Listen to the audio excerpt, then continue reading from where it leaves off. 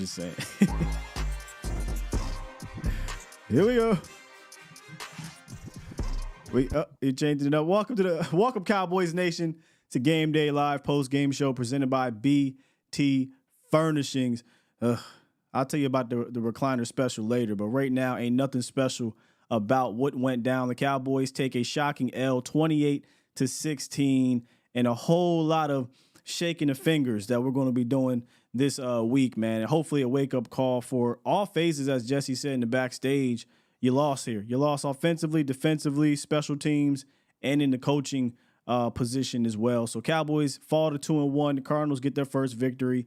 And I'm here to eat a whole bunch of crow on the Cardinals. Everything I said, I felt like all week about them, they did the exact opposite. They did the exact opposite, and they had their way in this game, Jesse, and you could never just catch and ride the momentum. And every time you got some, you couldn't punch it in, which is also something we'll talk about as well. But kind of just your general thoughts prior to us breaking down the game a little bit here. Man, disappointing, to say the least. Very, very disappointed in the Cowboys. Having given up hope, but this was a disappointing performance. When you look at what the Cowboys had done the first 2 weeks, offensively and defensively, and to come into this game against an opponent that I thought was inferior to them on both sides of the ball. The effort wasn't there. You saw plays where, CeeDee Lamb looks like he doesn't even want to fight for the football. I mean, can we talk about that? What was that about? I have no clue. I have no clue. It looked like first of all, he came off the line slow and then went into the route. And then when the ball came, instead of him at least trying to go make a play, he's just like, whatever. Up. He just gave up. And you saw that a lot. There was a lot of give up. There was a lot of give up on this team on both sides of the ball from players that you would be surprised that it happened. It was, I think the word of choice for me was disappointing. It was disappointing. And I kind of joked and mocked the Cardinals about playing with great effort, just not having the guys to kind of really to dominate you. Well, today they played with great effort in all phases of the game, and guys who had the ability to make plays made the plays, and the Cowboys didn't have an answer for it. They tried to come back at times. They had good plays at times, but overall, the Cardinals were able to, which is sad, especially against the defense. They were the bullies today. They over 200 yards rushing. Anytime you have over 200 yards rushing and there isn't a significant injury up front on that defense, that's a lot of bullying. That's a lot of big boy football when you can control a line of scrimmage like that. And they did it. They did it with regularity. They did it with immense succession, and it was the tide that really swung the game today. When they needed to run the football, they had no resistance in doing that. And we all know once the running game gets open and gets going, everything else behind that now becomes a little bit more easy to do because people are paying attention to the running game. And you talked about it behind the scenes as well. The Cowboys being in that single high, and when you're not able to make a team one dimensional. Now they have the option to do what they want when they want and put you on your heels, and you become the attack. You become the attackee instead of being the attacker. The run game, the run defense was a problem, but also just big plays in the passing game. I mean, they constantly gave that up, and I can't remember if I talked about it at halftime or not. But the single high, they were getting out coached with that. They needed to switch things up, and when it mattered the most, they give up a big play to the Wilson kid. They drive down there, and then we give up another big play, which was the third down where you couldn't hold them to a field goal. And that could be the difference as well if we flip it over. I mean, we're going to talk about the defense as well. But the main issue offensively is one that I will say after today, because I did say this throughout the week. I said, if you can't finish in the red zone against this team, then yes, I will be concerned. And I will 100% own that one. 1 for 5 in the red zone. And the way it looked, by the way, the way it looked in the red zone, there needs to be conversation. There needs to be going back to the drawing board because it didn't make sense to me. Okay, first of all, at the end of the game, we talked about this behind the stage. Did it feel like we were just taking our time? We decided to run the ball. I'm like, let's go. Times in a row and then kind of take our time, get to.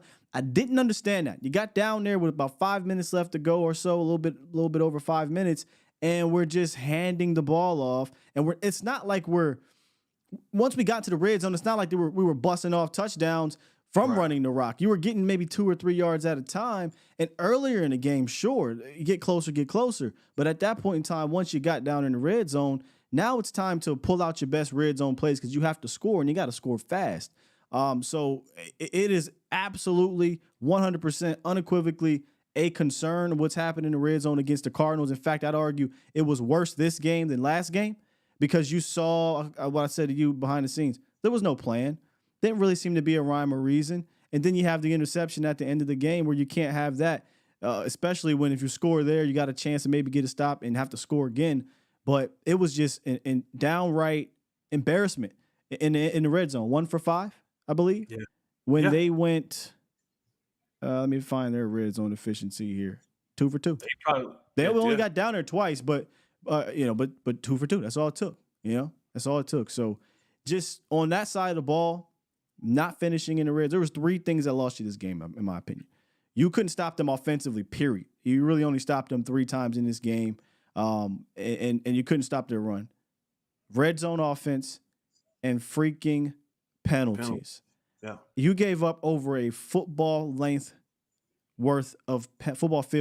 length worth of penalties. 13 for 170 or 107 yards, which is unbelievable.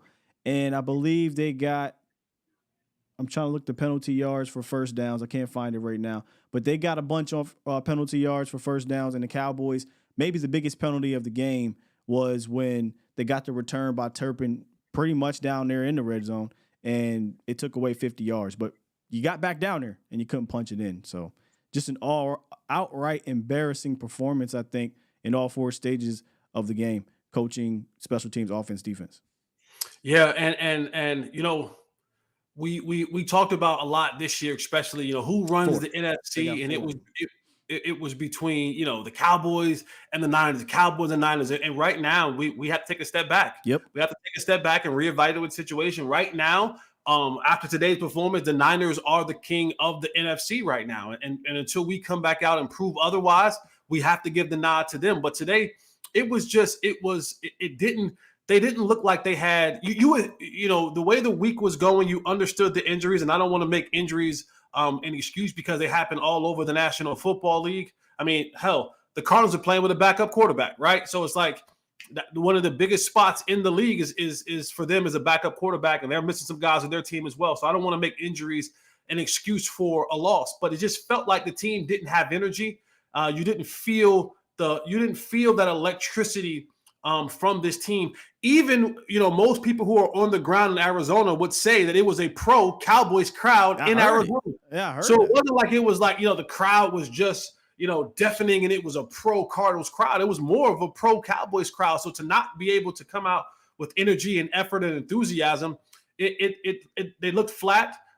They looked like an undisciplined football team. 13. Mike, early in the week, Mike McCarthy was on the flagship station, and they asked about the team being so disciplined like they were in the past, and Mike McCarthy was like, yeah, we put an emphasis on not shooting ourselves in the foot and not having penalties. Well, today they pulled out the bazooka. Yeah. I mean, they had to switch on there and cut their own foot off. Yeah, bro, they had to switch on the Glock. And they had the 100 round drum and shot themselves in the foot left and right. Now, again, 3rd game of the season, so this season is not over. A lot of people are going to say, "See, same old Cowboys." You know what the national media is going to say. It's a long, long season, and the Cowboys have an opportunity to rectify the situation. But for moments that we're speaking about right now, today was an embarrassing performance by the Dallas Cowboys, and it really. And I would be even a little bit more eased if it was like, they attacked DaRon Bland and he just couldn't hold up in the secondary. They didn't. They didn't. I think maybe 2 passes were completed on DaRon Bland, and he had the long defensive pass interference. But for the most part, it was the big boy brand of football. It was 222 yards of running. We're going to line up, and we don't believe that you can stop the run. And they ran at Micah Parsons. They ran away from Micah Parsons. They ran through Micah Parsons. One play I saw, they get up out the club, Leighton Vander Esch, they threw him out the club. 2 guys tight in the guard, threw him out the club, and they were running lanes for Hell, they even lined up a wide receiver, Rondell Moore, back there, and he took one to the crib. It was one of those deals where, to use a term that Dion used the other day, it was a good old-fashioned butt whooping up front in the trenches. You know what it looked like? It looked like a combination of the two issues the Cowboys had in two halves of the season, defensively, I mean, two halves of the season. First half, you had issues with a lot of the traps. You had issues with the outside runs and run fits. Run fits look bad. I know the film is probably going to show that, but it seemed bad from the first view. And then you had issues with big plays in the passing game in the back half of last year. Both of those met today. Both of those met. And you can't have that on top of the penalties, on top of not finishing in the red zone. So it's a lot to go back to the drawing board. And there's two things I'm going to come out of this game saying, okay, look, we need to figure this part out. One of them is obviously the red zone, 1 for 5 against this Arizona Cardinals defense. I get they play a lot of zone down there, but you should have had answers for that, number one. Number two will this be the blueprint move? I hate to use that term, blueprint, moving forward. But I do feel like Dan Quinn will have to figure out the single high stuff, the man stuff. We play man at such a high rate, and it can work sometimes, a lot of the times, actually, especially when you got Diggs out there, right? But what happens is you'll see the Wilson play, right? You'll see the sail routes hit. You see these big plays that you're giving up in the air based off of just really a great scheme. Shouts out to Drew Petzing. I mean, he put together a phenomenal game plan, and he never went away from it. Even when never had to. Even when the Cowboys defense made some plays, because this is what's shocking. They held the ball the entire second half, all the way up until that last drive where the Cardinals got 2 first downs and ended. The Cardinals didn't have the rock, right, that much because the Cowboys got 2 stops. But the problem is now you're playing catch up. Right. It was too late. You already gave up a bunch of yards and plays and points in the first half, and then all it took was one drive in the second half. One drive, and that put the game away for you. So, you know, they need to find an answer into this single high stuff, or I think there are things that teams will see on tape and try to take advantage of. And you really can't say that other teams don't have the ability to do it. I think they obviously do. This was the game where you probably were going to get a bit of a break, I think, from a talent perspective. But moving forward, you're ramping right back up. You got Bill Belichick next week, and then you got 2 bangers of games, 49ers and then the Chargers. So, you know, you got to figure it out over this next week. Yeah, you absolutely do. And, you know, hopefully you get some guys back off the injury list that can help you up front, at least offensively. But to your point, you know what the Patriots are looking at? They're going to check the engine next week as well. They're going to check to see if you corrected the mistakes that you made in the previous game. And you know, when you go back and you look at this film, you're going to see that there were the bad fits defensively. There was a bad energy. There was a bad communication. The penalties were outright just atrocious. Terrible. And our coaches, and I'll say it like I said in the first half, nobody has been a bigger cheerleader for Mike McCarthy than I was. And today, he had moments where he put together good runs and good play callings, and he had moments today where he absolutely was booty juice, where he was the gooch on a hot, sweaty day on a 300-pound man. And especially when you get in the red zone, you gotta be able to get into that red zone and have a level of success that is far greater than what we had today. 1 for 5 in the red zone is extremely unacceptable. You got to have plays. You have to have things being ready to be called and know your opponent. Know your opponent. Know what they like to do in the red zone and have the answers for it. I just felt like didn't have any. Mike McCarthy didn't have the answers today. They looked, when you see a lot of it, even the pass to Brandon Cook that was intercepted, and yes, that was on Dak Prescott. It wasn't bad throw, 100%. Yeah. But when you look at that play as a whole, there was nowhere to throw the football. And that was the entire time.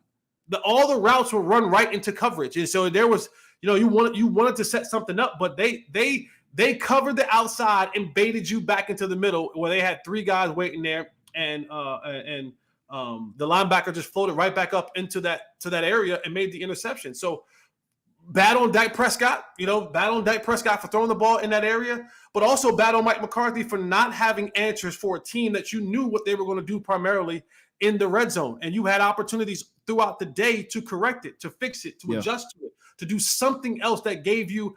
We had one play earlier. I forgot what drive it was. They got into the red zone or was friend red zone. I, for one, am not a fan of any sort of boot, naked, waggle, anything that cuts off half of the field. I've never been a fan of it. Nobody available. That, man, what you're saying, based off of what we saw from the broadcast, it felt like every time we decided to try to throw down there was nothing. And the Cardinals said, well, we're just going to drop everybody back and make you throw through a sea of 7 or 8 people, except for the one time.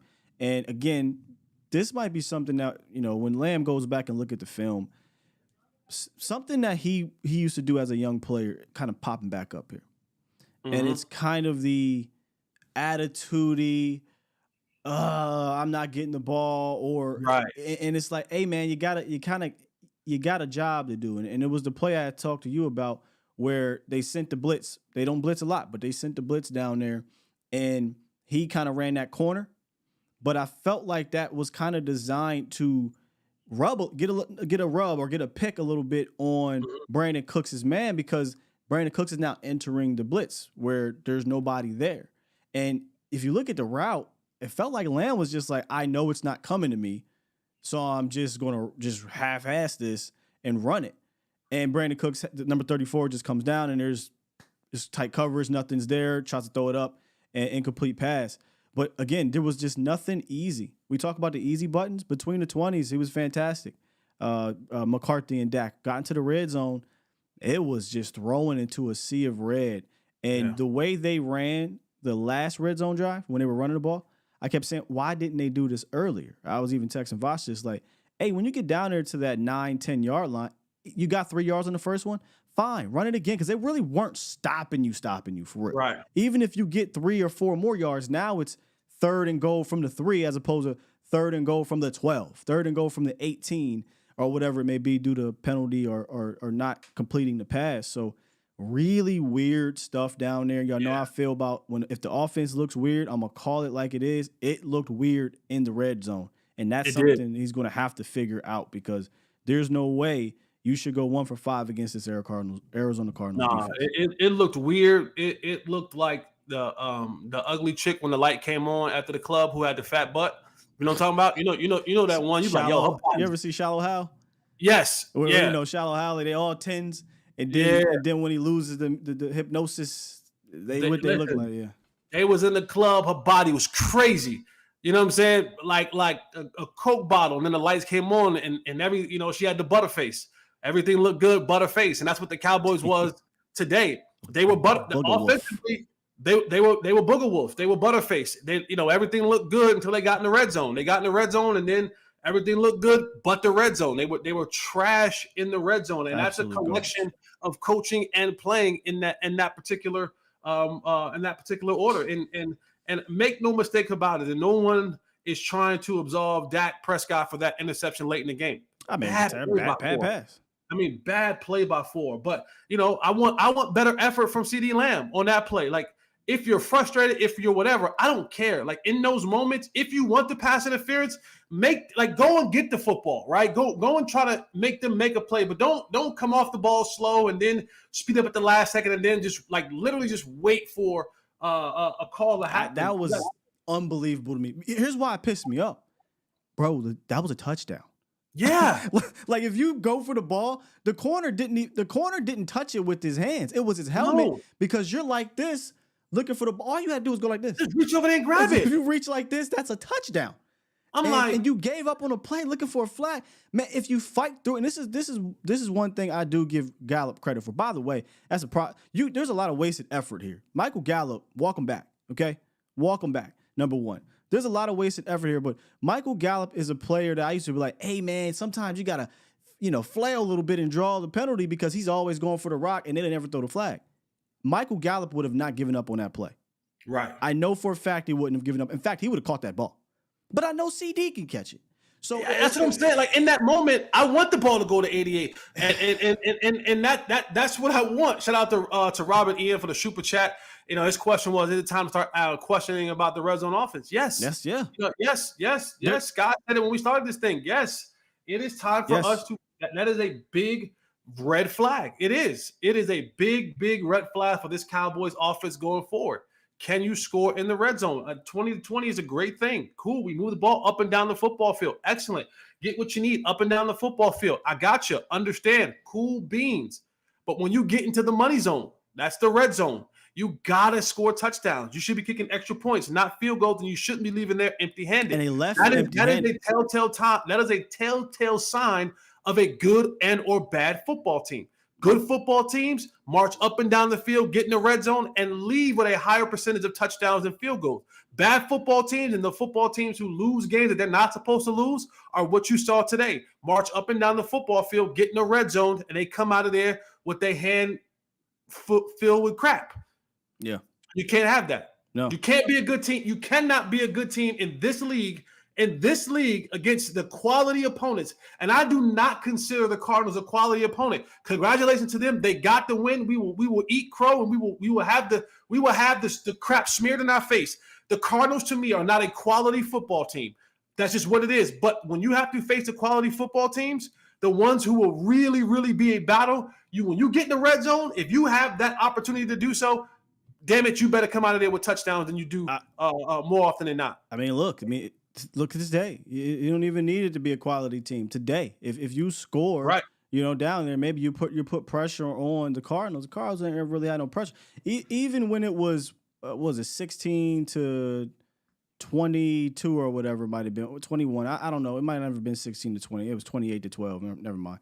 But when it was a one possession game, they didn't panic. They came back out and said, "Okay, we're gonna hit you with this play action. We're gonna run this sail route, wide open Wilson down." They never really panicked offensively because you never really put the pressure on them. I don't think for the entire game, and a lot of that has to do with not finishing there.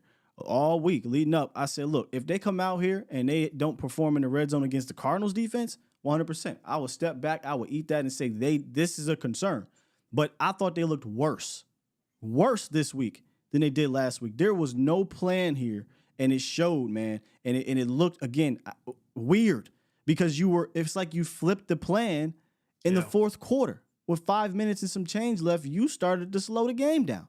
That made absolutely no sense to me. So they got to get back to the drawing boards in the red zone. And again, like I said, man, wasted effort for Michael Gallup, who led the team, led the whole entire game, I think, in receiving yards with 92.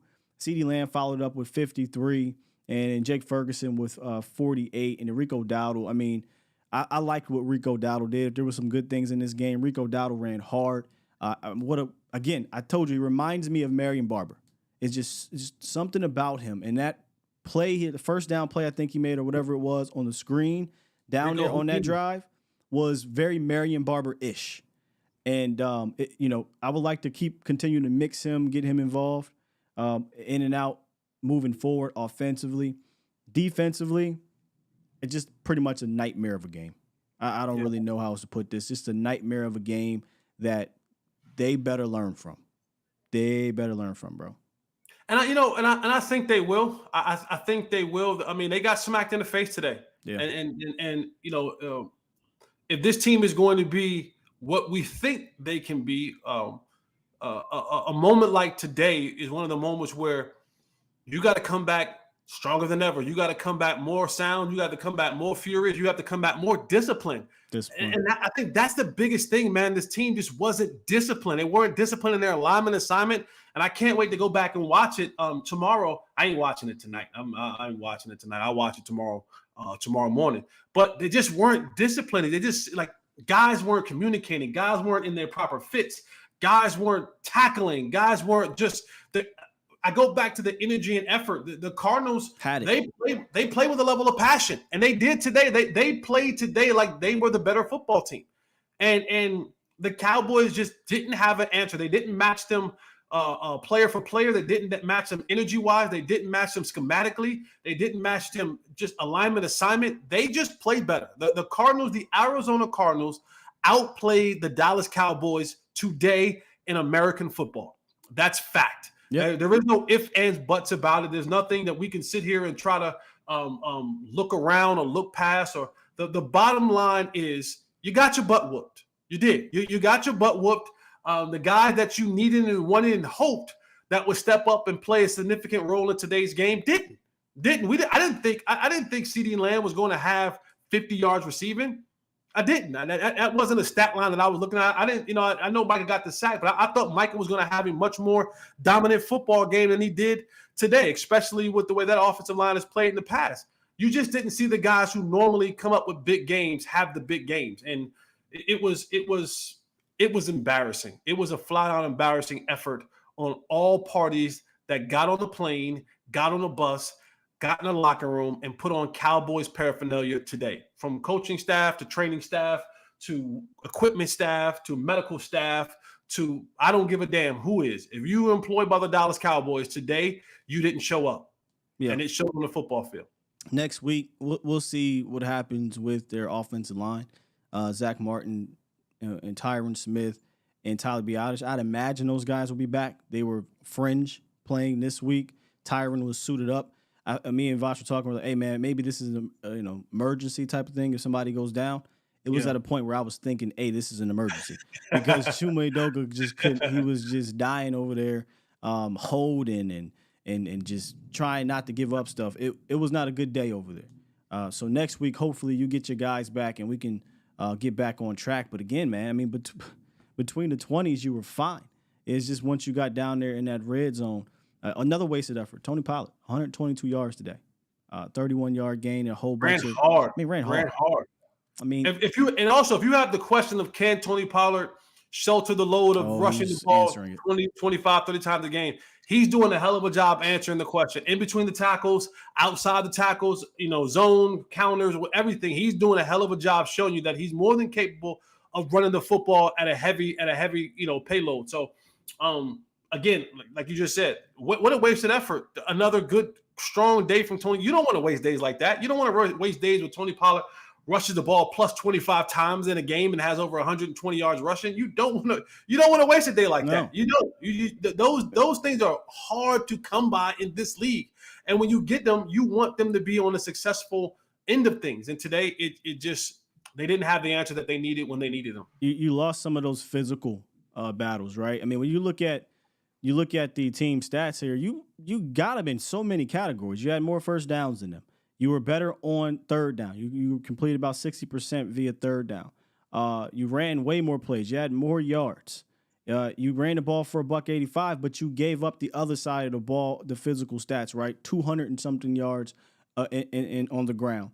They were 2 for 2 in the red zone. Yep. You were not, right? And then the big plays, you couldn't really get them as efficiently as they were getting them. Now, you got some. Like, I'm not going to deny that there weren't big plays that were made in this game, but they made them early and often and got points every time they had the ball in the first half, and then they got points when it mattered in the second half by answering your touchdown drive or a field goal drive to bring it within one possession. So they just did the three things that you couldn't overcome. They were more disciplined, not much more disciplined, but you had 13 penalties, they had 8. You ran for $185, they ran for $222. You were 1 for 5 in the red zone, they were 2 for 2. But sometimes, even with our penalties, it's when our penalties happens, right? Yeah. They were drive killers, right? That's the biggest thing is when you have the penalties and they're drive killers. It's one, like, because there's times, like you said, 8 penalties, but it didn't feel like the Cardinals' penalties were as,